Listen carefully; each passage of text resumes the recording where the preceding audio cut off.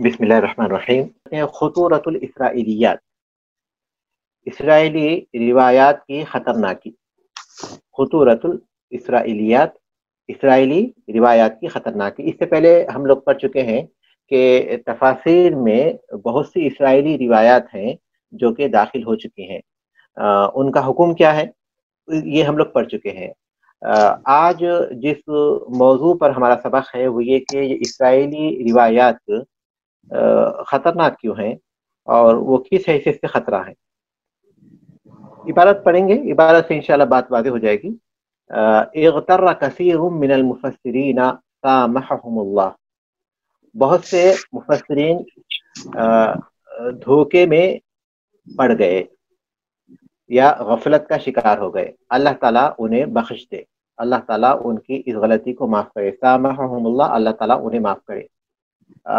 बेवजूद ही बहुत से मुफस्सिरीन धोखे का शिकार हो गए या गफलत में पड़ गए।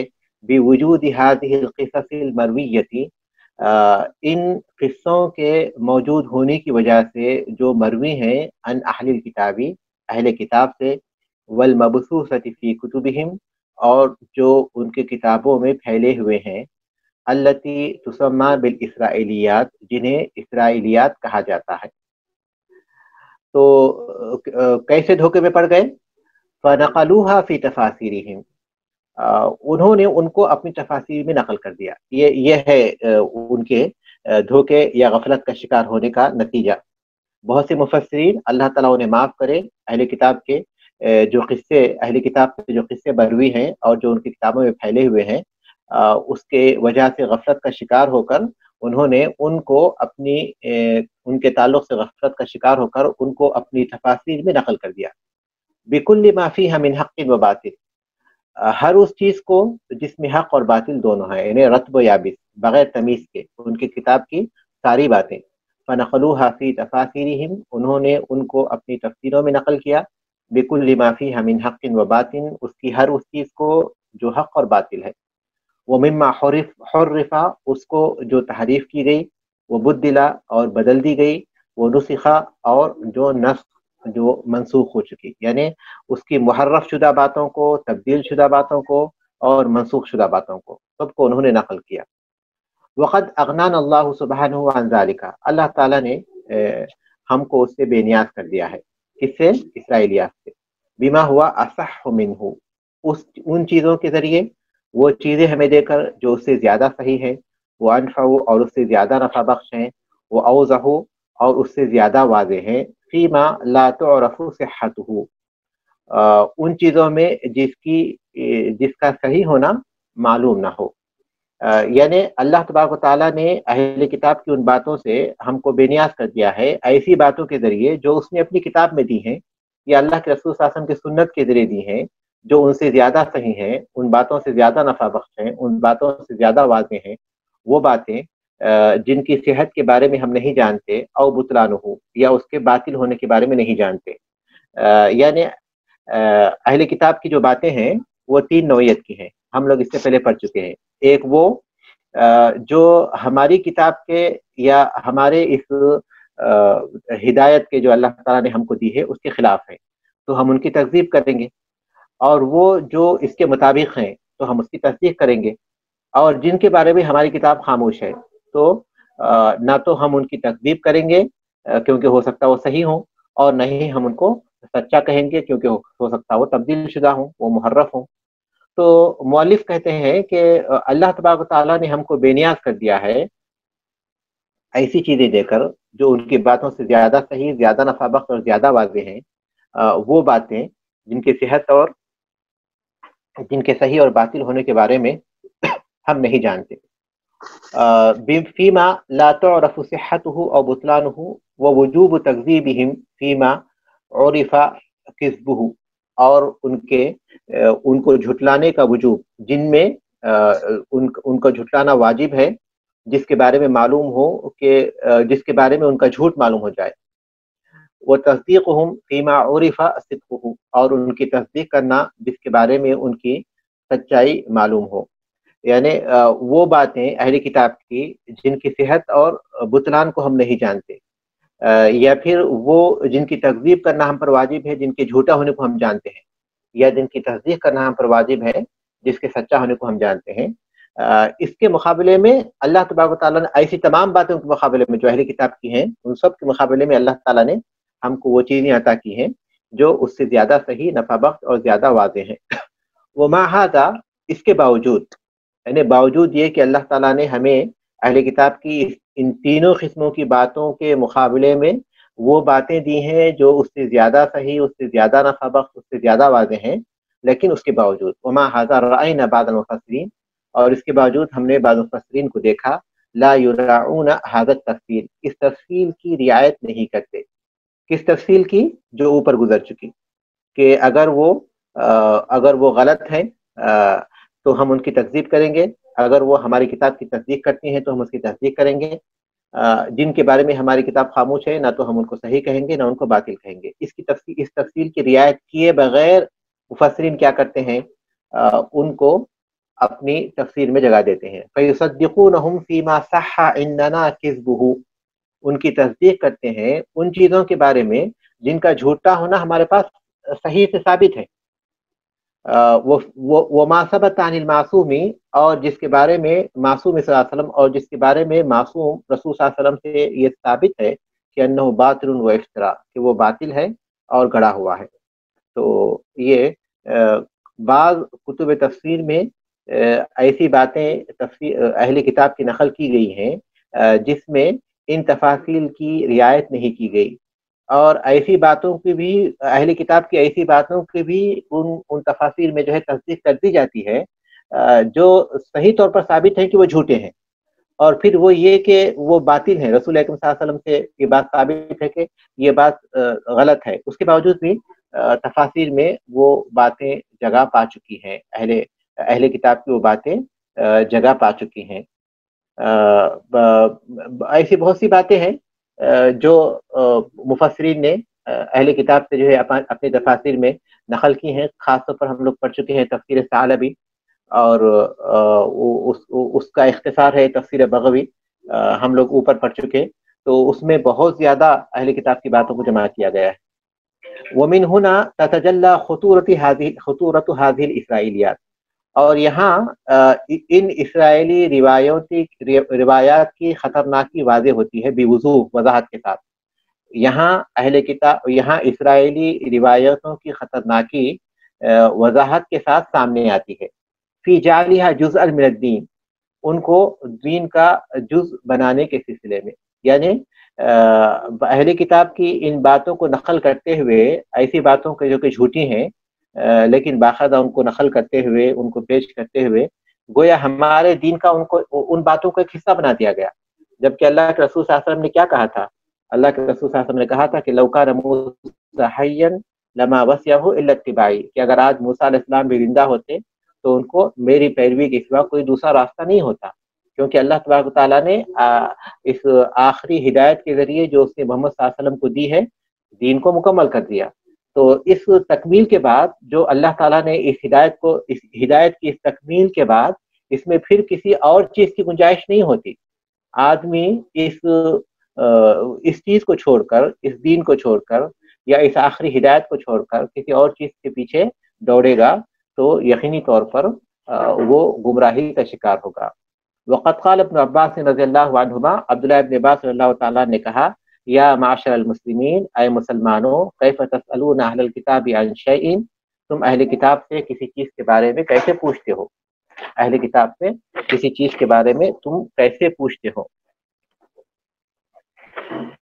وکتابکم الذی انزلہ اللہ علی نبیکم صلی اللہ علیہ وسلم، اور تمہاری وہ کتاب جو اللہ تعالیٰ نے تمہارے نبی صلی اللہ علیہ وسلم پر نازل کی ہے، احدث الاخبار باللہ، احدث الاخبار فی اللہ، احدث الاخبار باللہ محضا، احدث الاخبار باللہ محضا، اس کا مطلب ہے صرف تازہ اخبار الہیہ پیش کر رہی ہے، یعنی محضن مانے صرف، احدث الاخبار تازہ اخبار، باللہ اخبار الہی، اللہ تبارک و تعالیٰ کی جو تازہ باتیں ہیں وہ پیش کر رہی ہے یہ کتاب، لم یشب، جو پرانی نہیں ہوئی، جو پرانی نہیں ہوئی. وقد حدثکم اللہ ان اہل الکتاب قد بدلوا، اور اللہ تعالیٰ نے تمہیں بتایا ہے کہ اہل کتاب نے بدل دیا من کتاب اللہ، اللہ کی کتاب کو، اس کتاب کو جو انہیں دی گئی تھی، تورات اور انجیل اور زبور کو. وغیروا، اور اس میں تبدیلی کر دی. فکتبوا بایدیہم، انہوں نے اپنے ہاتھوں سے باتیں لکھی. قالوا، کہا، ہوا من عند اللہ، وہ اللہ کے پاس سے ہے. لیشتروا بذلک ثمنا قلیلا، تاکہ اس کے ذریعے تھوڑی سی قیمت حاصل کر سکے، یعنی دنیاوی فائدہ حاصل کر سکے. اولا ینہاکم ما جاءکم من العلم عن مسئلتہم، کیا جو علم تمہارے پاس آیا ہے وہ ان سے سوال کرنے سے تمہیں منع نہیں کرتا؟ کیا وہ علم جو تمہارے پاس آیا ہے ان سے سوال کرنے سے تمہیں منع نہیں کرتا؟ فلا واللہ، ہرگز نہیں، اللہ کی قسم، ما رأینا رجلا منہم یسألکم، میں نے ان میں سے کسی شخص کو نہیں دیکھا، ہم نے ان کے کسی شخص کو نہیں دیکھا جو تم سے پوچھتا ہو عن الذی انزل علیکم، اس چیز کے بارے میں جو تم پر نازل کی گئی ہے. یعنی معاملہ تو الٹا ہونا چاہیے، معاملہ تو یہ ہونا چاہیے کہ اہل کتاب جن کا دین جو ہے منسوخ کر دیا گیا، جن کے کتابوں میں تحریف واقع ہو چکی ہے، ان کو چاہیے کہ وہ ہم سے پوچھتے، ہماری ہدایت کے بارے میں پوچھتے، اس کتاب کے بارے میں پوچھتے جو اللہ تعالیٰ نے نازل کی ہے. لیکن الٹا جو ہے تم ان سے پوچھتے ہو، تو یہ جو ہے تعجب کی بات ہے. یہ کس کا قول ہے؟ یہ عبداللہ ابن عباس رضی اللہ تعالیٰ عنہ کا قول ہے. اب یہاں مؤلف جو ہے ذکر کرتے ہیں کہ اس کی خطرناکی کس کس اعتبار سے ہے، اہل کتاب کی ان روایات، اسرائیلی روایات کا خطرہ جو ہے کس کس طرح سے ہے. تو اولاً کہتے ہیں خطورتها من حیث رفعها للنبی صلی اللہ علیہ وسلم، اس کا خطرہ رسول اکرم صلی اللہ علیہ وسلم کی طرف اس کو رفع کرنے کے اعتبار سے، یعنی احادیث کے طور پر ان روایات کو پیش کرنے کے لحاظ سے. اس کے خطرے کا ایک پہلو یہ ہے کہ ان باتوں کو جو اسرائیلی روایت ہیں ان کو احادیث کے طور پر پیش کیا جاتا ہے.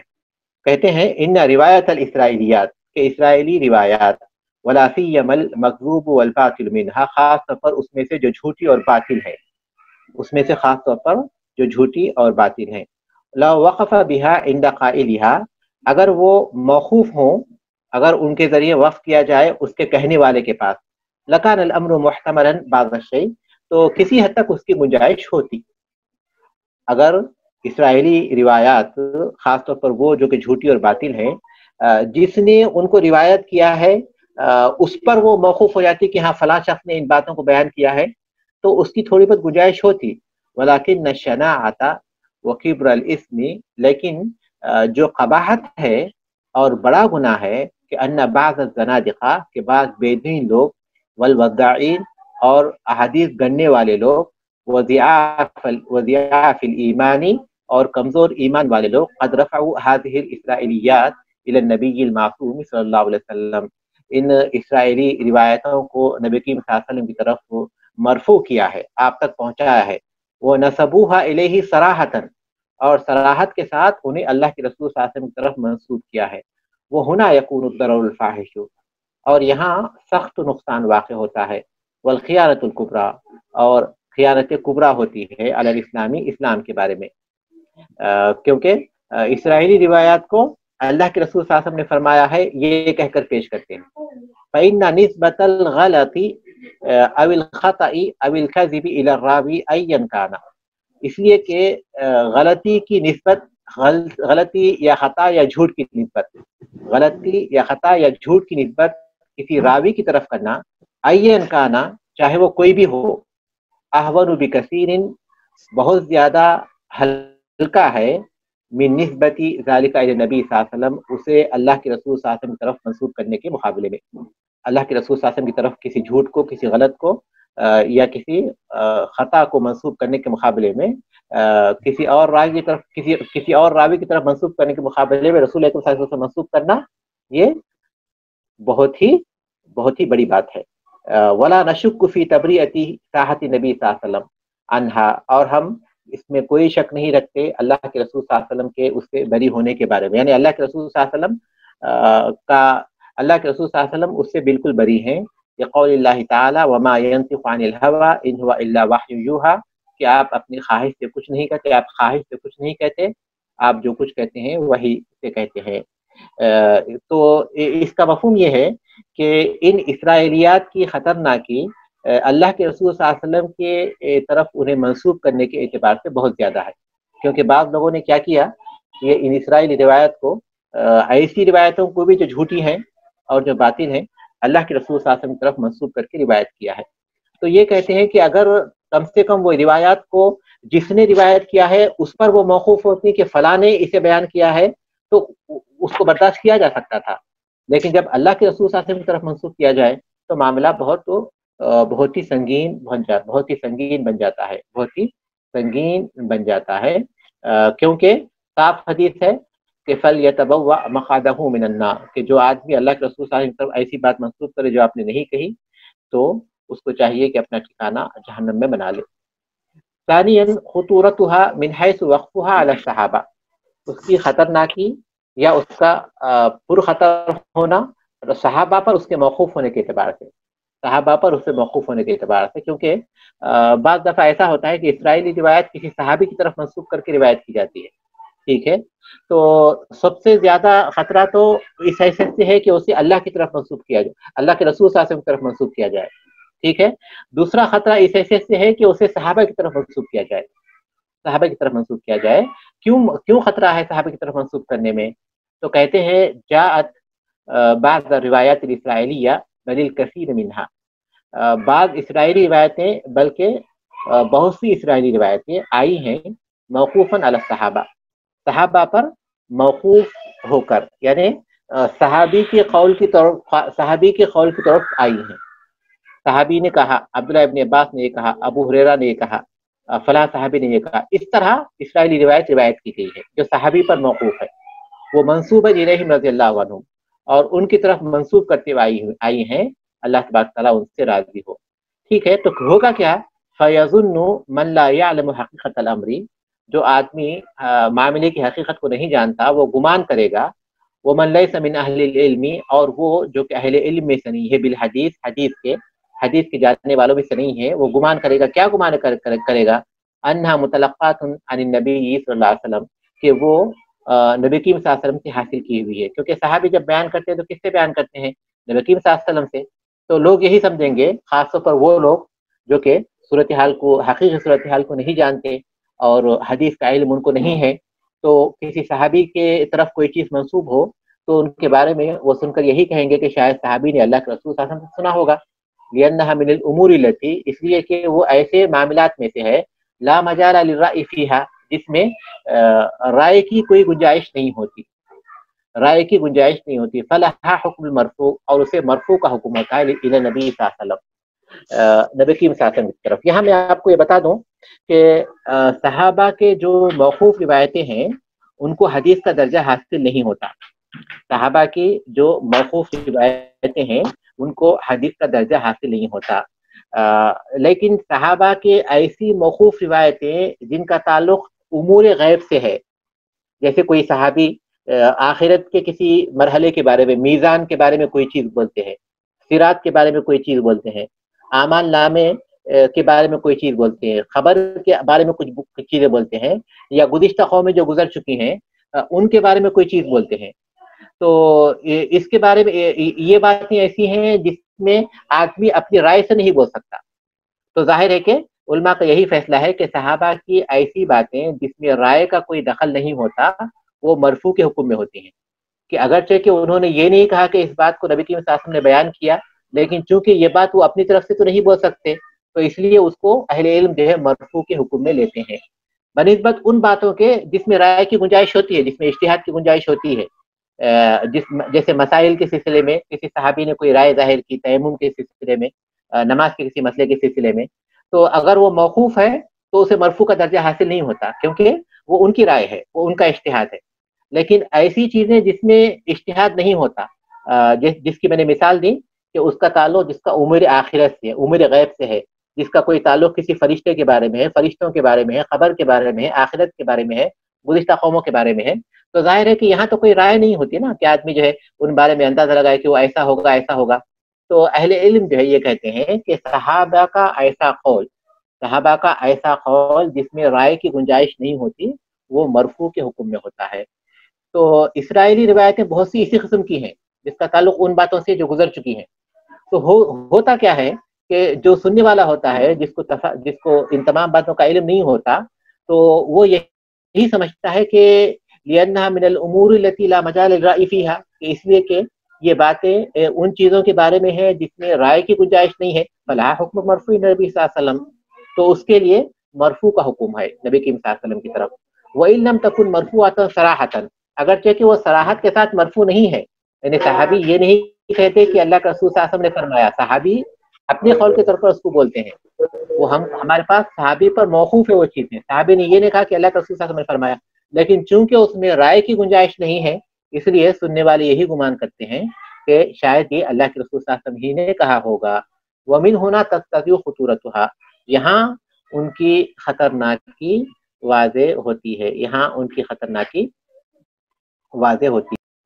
اب ہم کو پڑھنا ہے بعض الآثار المرتبۃ علی روایت الاسرائیلیات، اسرائیلی روایتوں کے مرتب ہونے والے بعض اثرات، اسرائیلی روایات سے مرتب ہونے والے بعض اثرات۔ لا شک ان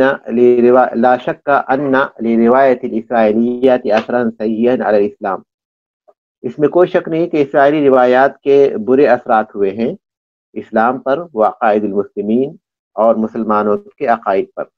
فمن ذالک، اس میں سے اسرائیلی روایات کے جو برے اثرات واقع ہوئے ہیں اس میں سے کچھ باتیں یہاں بیان کی جا رہی ہیں۔ اولا انہا فتحت لاعداء اللہ من المبشرین والمستشرقین، پہلا یہ ہے کہ اس نے اللہ تبارک و تعالیٰ کے دشمنوں کے لیے جو مبشرین کہتے ہیں نصارہ کو، نصارہ اپنے آپ کو تبشیر کہتے ہیں، وہ لوگ کہتے ہیں کہ جو آدمی عیسیٰ علیہ السلام کو اللہ کا بیٹا یا اللہ مان لے تو عیسیٰ علیہ السلام نے اس کی طرف سے سارے گناہوں کو اپنے ذمے لے کر اپنے آپ کو پھانسی کے لیے پیش کر دیا، تو اس حیثیت سے جو آدمی عیسیٰ علیہ السلام کو اپنا بیٹا مان لے، عیسیٰ علیہ السلام کو اللہ کا بیٹا مان لے یا اللہ مان لے، تو اس کے سارے گناہ معاف ہو جاتے ہیں، کیونکہ عیسیٰ علیہ السلام نے اس کے ہونے والے سارے گناہ اپنے اوپر لے لیے ہیں اور لے کر اپنی قربانی پیش کر دی ہے، اور اس کو وہ تبشیر کا نام دیتے ہیں، بہت بڑی بشارت کا نام دیتے ہیں۔ اور افسوس ہے انسانی عقل پر جبکہ واقعی وہ بشارت کو جاننا چاہتے ہیں، اگر وہ دیکھنا چاہتے ہیں کہ اللہ تبارک تعالیٰ کی بشارت کیا ہے تو قرآن کی اس آیت کو دیکھتے۔ اللہ تبارک تعالیٰ نے بندوں کو خطاب کیا، گنہگار بندوں کو خطاب کیا، قل یا عبادی الذین اسرفوا علی انفسہم لا تقنطوا من رحمت اللہ، سورۃ الزمر کی آیت ہے۔ اللہ تعالیٰ خطاب کرتے ہیں کن کو؟ ان کو جنہوں نے نہ صرف یہ کہ گناہ کیے ہیں بلکہ گناہ میں وہ حد سے بڑھ چکے ہیں، ان کو اللہ تبارک تعالیٰ بڑے پیار سے اپنے بندے کہہ کر پکار رہے ہیں، اپنے بندے، ان کو اللہ تبارک تعالیٰ کہہ رہے ہیں کہ اے میرے بندو، قل یا عبادی الذین اسرفوا علی انفسہم، اے میرے وہ بندو جنہوں نے گناہوں میں اسراف کیا ہے، حد سے زیادہ گناہ کر بیٹھے ہیں، ایسے بندے نہیں جنہوں نے کچھ گناہ کیے بلکہ وہ حد سے بڑھ چکے ہیں گناہوں میں۔ لا تقنطوا من رحمت اللہ، اللہ کی رحمت سے مایوس نہ ہو۔ اللہ تعالیٰ ان کو خطاب کر رہے ہیں اور کہہ رہے ہیں کہ اللہ کی رحمت سے مایوس نہ ہو۔ ان اللہ یغفر الذنوب جميعا، بے شک اللہ تعالیٰ سارے گناہوں کو بخش دیتے ہیں۔ ان اللہ یغفر الذنوب، دیکھیے الذنوب یہاں معرفہ ہے، سارے گناہ آ گئے، اور پھر انا کے ذریعے تاکید ہے، اللہ کی مغفرت کا ذکر ہے، پھر اس کی مزید تاکید کی گئی جمیعاً کے ذریعے، سارے گناہ۔ ان اللہ یغفر الذنوب جميعا انہ هو الغفور الرحیم، پھر اللہ تعالیٰ نے اپنی صفت مغفرت اور صفت رحمت کا ذکر کرتے ہوئے مزید اس کی تاکید کی۔ اس سے بڑی بشارت کیا ہو سکتی ہے؟ انسان کے لیے کسی قسم کی ایسے تبشیر کی ضرورت نہیں ہے جو کہ سراسر باطل ہے، بلکہ انسان اللہ تبارک تعالیٰ پر ایمان لائے اور اپنے گناہوں پر نادم ہو۔ تو پہلے تو یہ کہ اگر وہ کافر ہو تو ایمان لانے سے اس کے سارے گناہ معاف ہو جاتے ہیں، اور اگر وہ مسلمان ہے اور جب بھی وہ توبہ کرے گا تو اللہ تبارک تعالیٰ اس کے سارے گناہوں کو بخش دیں گے۔ تو بہرحال یہ تبشیر کا ایک دھوکہ ہے جو کہ نصارہ دیتے ہیں کہ جو بھی آدمی عیسیٰ علیہ السلام پر اس طرح ایمان لائے گا تو انہوں نے اس کے گناہ اپنے سر لے کر اپنی قربانی پیش کر دی ہے، لہذا اس کے گناہ معاف ہو جائیں گے، جبکہ حقیقت میں بشارت یہ ہے کہ آدمی کو اس قسم کی قربانی کی ضرورت نہیں ہوتی، بلکہ جب بھی وہ اللہ کی طرف رجوع کرتا ہے اللہ تبارک تعالیٰ اسے معاف کر دیتا ہے۔ اسی لیے اہل علم کہتے ہیں کہ سورۃ الزمر کی آیت قرآن مجید کی سب سے امید افزا آیت ہے، ارجا آیا فی کتاب اللہ، کتاب اللہ کی سب سے امید افزا آیت ہے۔ تو مبشرین سے مراد نصارہ ہیں، مستشرقین سے مراد عمومی الفاظ میں وہ دانشور جنہوں نے مشرقی علوم اور مشرقی ثقافت کے بارے میں لکھا ہے، وہ مغربی مفکرین جنہوں نے مشرقی ثقافت، مشرقی مذاہب اور مشرقی علوم کے بارے میں لکھا ہے عمومی طور پر، لیکن خصوصی طور پر یہاں اس سے مراد وہ مغربی مفکرین ہیں جس میں خاص طور پر نصارہ ہیں اور کچھ یہودی بھی ہیں۔ وہ مغربی مفکرین ہیں جنہوں نے اسلام پر لکھا، اسلام کا مطالعہ کر کر اسلام پر لکھا، اسلام کے عقائد پر لکھا، اسلام کے عبادات پر لکھا، اسلام کی تاریخ پر لکھا اور اسلام کی ثقافت پر لکھا، اس غرض سے لکھا تاکہ لوگوں کو اسلام سے دور کر دے، اور اس غرض سے کہ مسلمانوں کے اندر شکوک و شبہات پیدا کرے، اور اس غرض سے کہ مسلمانوں کے دین کو، ان کی تاریخ کو بدل کر رکھ دے۔ ان کو مستشرقین کہتے ہیں۔ مستشرقین یہ مغربی مفکرین ہیں جس میں بڑی تعداد نصارہ کی ہے اور اس میں کچھ یہودی بھی ہے۔ انہوں نے اسلام کا خاص طور پر مطالعہ کیا اور بہت زیادہ اسلام پر انہوں نے کتابیں لکھی، عقائد پر بھی، تاریخ پر بھی اور اسلام کے دیگر علوم پر بھی، اور ان کا بنیادی مقصد یہی رہا کہ اس طرح وہ اسلام کے اندر شبہات پیدا کریں تاکہ لوگوں کو ان کے دین سے بیزار کر دے یا پھر لوگوں کو اللہ تبارک تعالیٰ کے دین سے دور کر دے۔ یہ مستشرقین ہیں۔ تو مستشرقین کو اس سلسلے میں سب سے اچھی جو چیز لگی، یعنی سب سے آسان جو چیز ان کے لیے ثابت ہوئی وہی اسرائیلی روایات ہے۔ اسرائیلی روایات جب ہمارے کتب تفسیر میں پائی گئیں تو انہوں نے گویا مسلمانوں کی کتاب میں پائی جانے والی کتابوں سے دلیل لیتے ہوئے بتایا کہ دیکھو تم خود اپنی کتابوں میں لکھتے ہو کہ یہ بات ایسی ہے، یہ بات ایسی ہے۔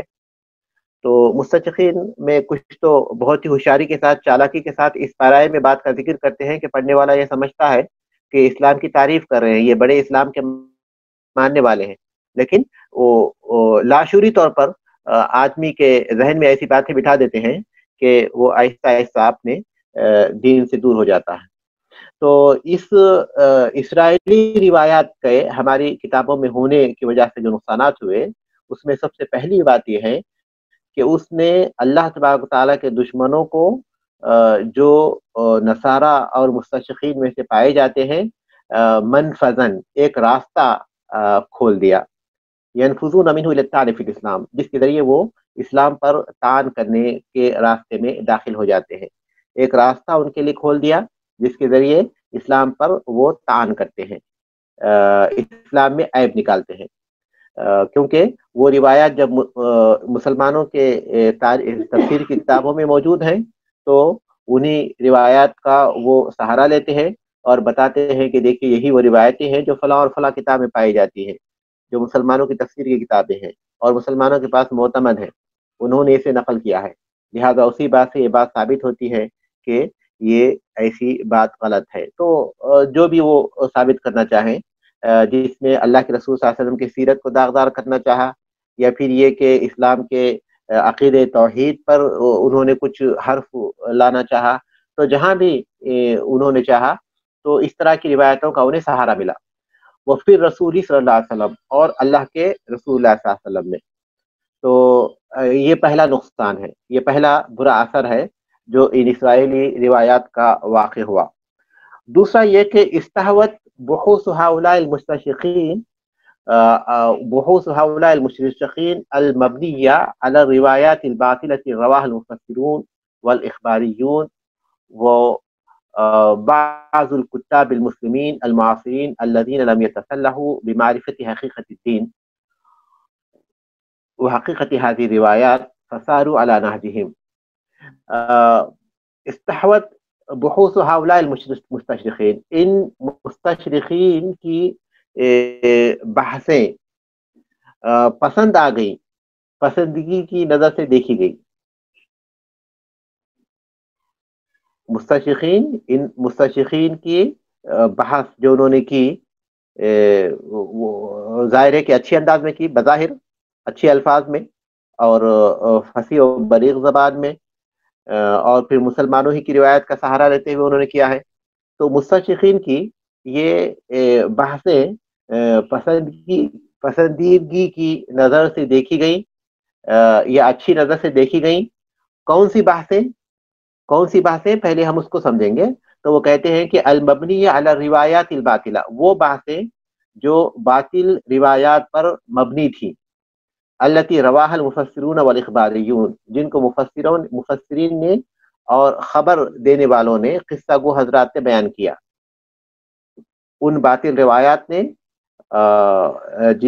جن کو مفسرین نے اور قصہ گو حضرات نے بیان کیا، وہ بعض الکتاب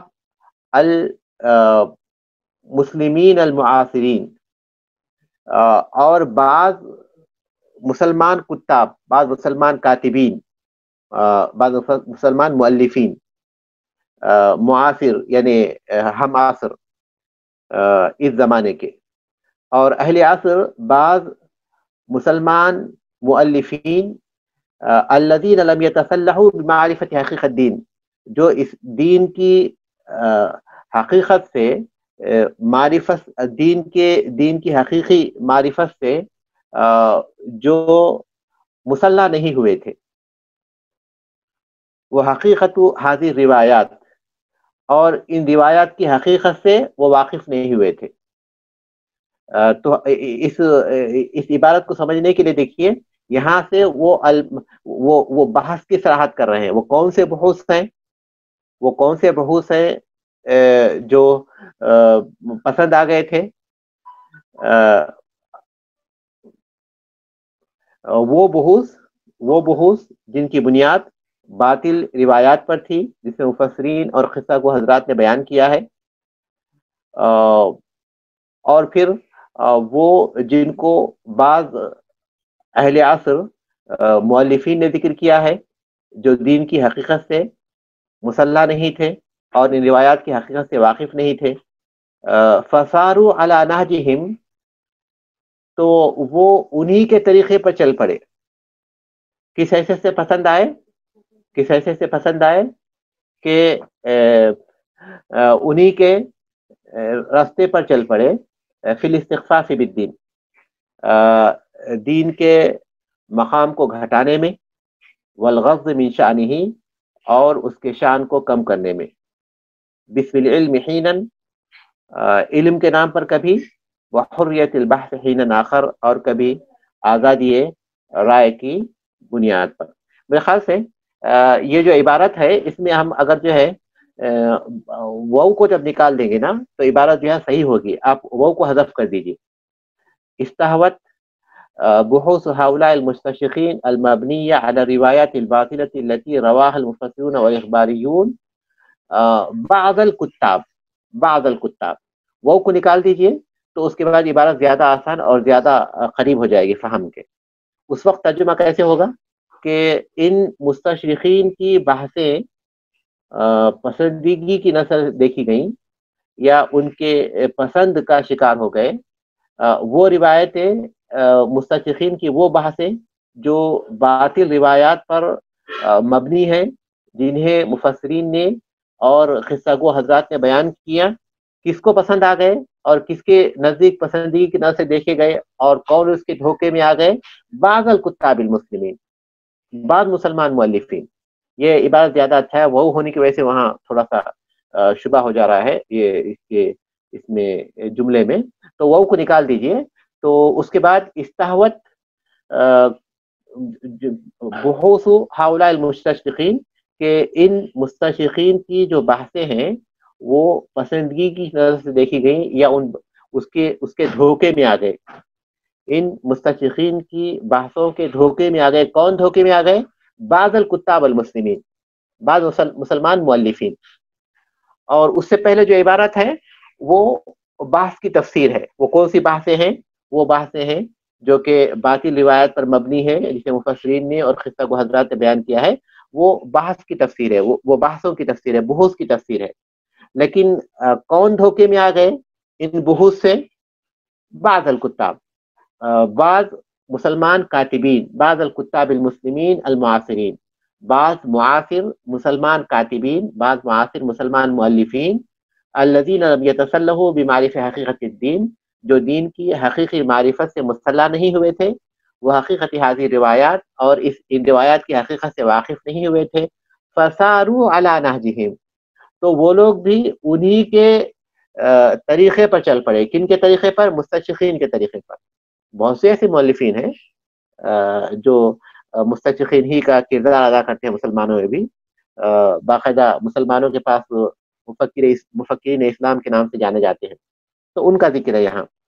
تو وہ لوگ انہی کے طریقے پر چل پڑے دین کی اہمیت کو گھٹانے میں، فی الاستخفاف بالدین، دین کو معمولی قرار دینے میں، والغض من شانہ، اور اس کی حقیقت کو گھٹانے میں، بسم العلم حینا، کبھی علم کے نام پر، وحریت البحث حین آخر، اور کبھی آزادی رائے کی بنیاد پر.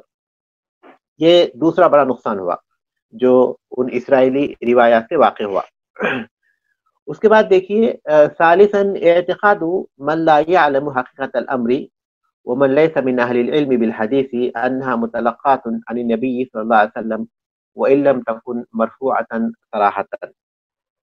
بعض ان لوگوں کا جو معاملے کی حقیقت سے واقف نہیں، یہ خیال رکھنا، یہ اعتقاد رکھنا، یہ عقیدہ رکھنا. بعض ان لوگوں کا جو معاملے کی حقیقت سے واقف نہیں ہوتے، یہ عقیدہ رکھنا.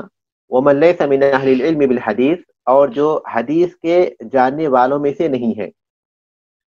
کیا عقیدہ رکھنا؟ انہا متلقات عن النبی صلی اللہ علیہ وسلم، کہ وہ اللہ کے رسول صلی اللہ علیہ وسلم ہی سے لی گئی ہیں. کیا چیز لی گئی ہے؟ وہ اسرائیلی روایت. وَإِن لَمْ تَكُنْ مَرْفُوعَةً صَرَاحَةً، اگرچہ کہ صراحت کے ساتھ ان کے مرفوع ہونے کا ذکر نہیں. لیکن ہم جانتے ہیں عوام کا مزاج کہ جب ایک حدیث میں آیا ہے بلکہ کوئی بھی اگر بیان کر دیتے ہیں تو پھر عوام اس کو اپنے سر اور آنکھوں پر لے لیتے ہیں.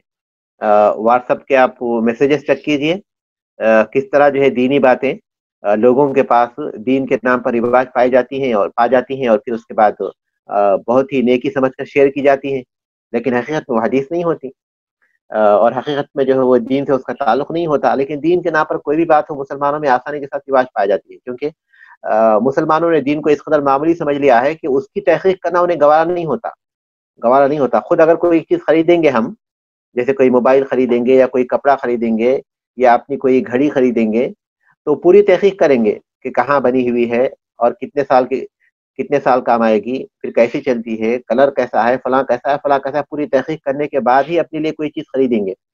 لیکن دین کے نام پر کوئی بھی چیز آئے تو فوراً آمن و صدقنا کہیں گے. یہ تکلیف بھی گوارا نہیں کریں گے کہ آخر دیکھیں کہ واقعی یہ بات صحیح بھی ہے یا نہیں ہے. یہ بالکل اس کی کوشش نہیں کرتے، جس کا نتیجہ یہ ہے کہ بہت سی ایسی چیزیں جو اصل دین نہیں ہیں وہ مسلمانوں میں دین کے نام پر رواج پا جاتی ہے بڑی ہی آسانی کے ساتھ. تو تیسرا نقصان یہ ہوا کہ جو لوگ اس معاملے کی حقیقت سے واقف نہیں ہوتے اور جو حدیث کا علم نہیں رکھتے، وہ یہ سمجھ بیٹھتے ہیں کہ یہ اللہ کے رسول صلی اللہ علیہ وسلم کی حدیث ہے، اگرچہ کہ وہ مرفوع نہیں ہے لیکن وہ حدیث ہی کے حکم میں ہے. چوتھی چیز ہے تقبل جمہور الناس وعامتهم الاسرائیلیات على انها صحیحہ لا غبار علیہا وزعوها بین الناس مع ان بعضها مجسوس على الاسلام مشوه له وساعد على ذلك وجودها في كتب مشهورة مؤلفوها أجلاء كما ساعد على انتشارها ضعف دراسة السنة. عام لوگوں کا قبول کرنا، عام لوگوں اور عوام کا اسرائیلی روایات کو یہ سمجھ کر قبول کرنا علی انہا صحیحتن، کہ وہ صحیح ہے، لا غبار علیہا، ان پر کوئی غبار نہیں، واذاؤها بین الناس، اور پھر اسے انہوں نے لوگوں کے درمیان نشر کر دیا. ما ان بعضھا، باوجود یہ کہ ان میں سے بعض مجسوس علی الاسلام، اسلام پر داخل کر دی گئی ہیں. یعنی کسی چیز کو دھوکے سے داخل کرنا، کسی چیز کو دھوکے سے داخل کرنا، بددیانتی سے داخل کرنا، یہ ہے مجسوس. بعد اس کے باوجود یہ کہ اس میں سے بعض ایسی ہیں جو دھوکے سے اسلام میں داخل کی گئی ہے، مشوہ لہو، اس کو بگاڑنے والے ہیں، اسلام کی جو صورت ہے اس کو بگاڑنے والی ہے. وساعد علی ذالک، اور اس بات پر ان کی مدد کی، اس بات پر مدد کی، وجودھا فی، کس بات نے، اور اس پر ان کی مدد کی، کس چیز نے مدد کی، وجودھا فی کتب مشہورۃ، ان کا مشہور کتابوں میں پایا جانا، مؤلفوها اجلا، جن کے مؤلفین بڑے عظیم ہیں، عظیم مؤلفین کی لکھی ہوئی مشہور کتابوں میں ان روایات کا پایا جانا یہ مزید مددگار ثابت ہوا. کیونکہ عام آدمی جب نام دیکھتے ہیں اور پھر کتاب کی شہرت کو دیکھتے ہیں تو اچھے اچھے خاصے لوگ جو ہے وہ پھر شکار ہو جاتے ہیں. تو عام انسان تو بہرحال عام انسان ہے.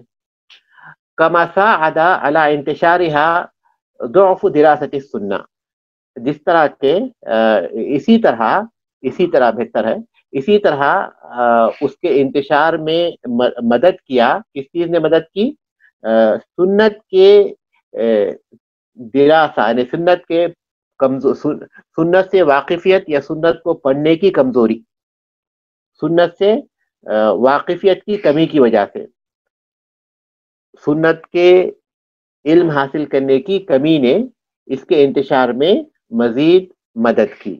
سنت کے حصول علم کی کمی نے اس کے انتشار میں مزید مدد کی.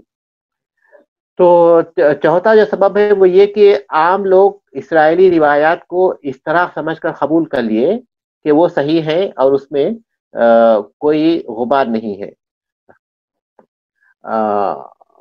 اس میں کوئی رکاوٹ نہیں ہے، اور پھر اسے لوگوں میں مشہور کر دیا، باوجود یہ کہ وہ اسلام میں زبردستی داخل کی گئی ہیں اور اس کے حقیقت کو مسخ کرنے والی ہیں، لیکن اس کے باوجود بھی لوگوں نے اسے اسی طرح کہہ کر قبول کر لیا.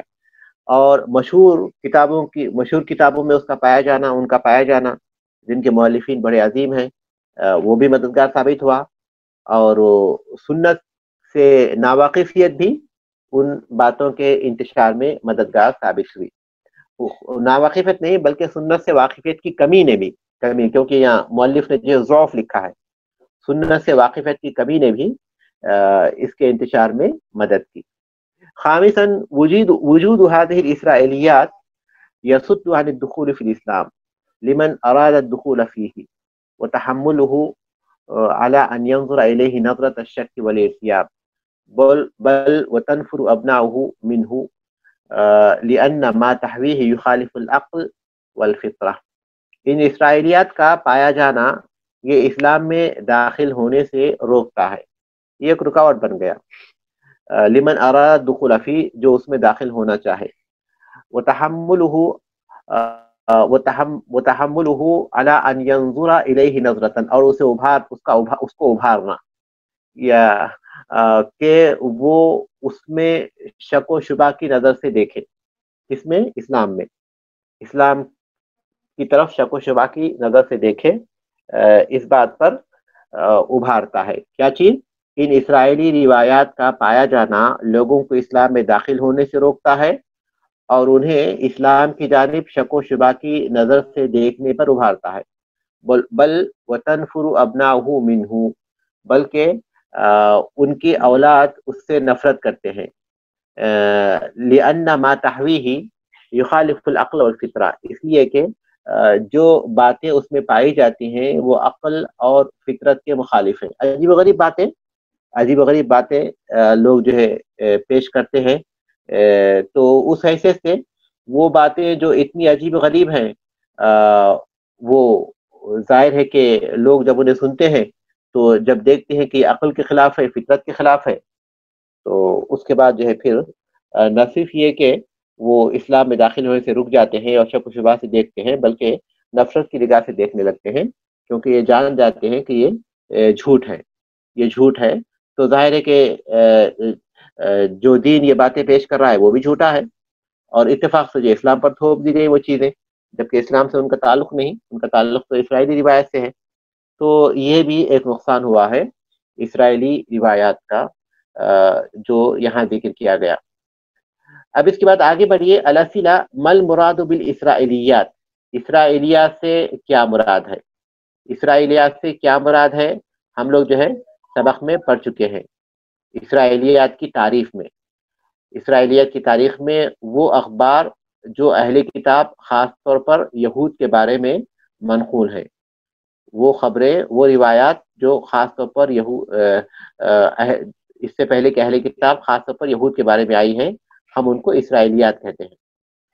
ہاتی ثلاثۃ امثلۃ للاسرائیلیات الواردۃ فی کتب التفسیر، کتب تفسیر میں آئی ہوئی کوئی 3 اسرائیلی روایات مثال کے طور پر پیش کیجیے۔ آپ خود دیکھیے، کتب تفسیر کا مطالعہ کیجیے، اس میں سے کوئی 3 اسرائیلی روایات کو نقل کیجیے مختصر اپنے الفاظ میں۔